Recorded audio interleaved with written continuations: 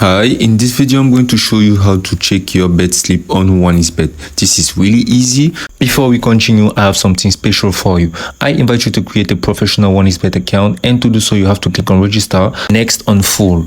Here on full you enter all your information and then you scroll down until you see promo code. On promo code you just have to enter the promo code UTV. By using this promo code you get 300% bonus. So if you top up your account with $50 you get $150. All you have to do first is to check some matches. So you're just going to bet on some matches, and to do so you're just going to click on add to bet slip. Next you're going to chase some other stacks and find out which matches you want to enter directly on your bet slip and on which you want to bet on. So next you're going to click on add to bet slip and add some matches that will be available directly on your bet slip. So next all you have to do now is to click on bet slip, and here you find out all the matches on which you have bet. So on the bet slip icon you're going to find all the match on which you're going to bet. Now you're just going to check out that you place your bet on the correct odds, and now find out your total odds. So as you can see right here, you're going to see that your total odds is on 4. Now next you're just going to enter the amount on which you're going to bet on,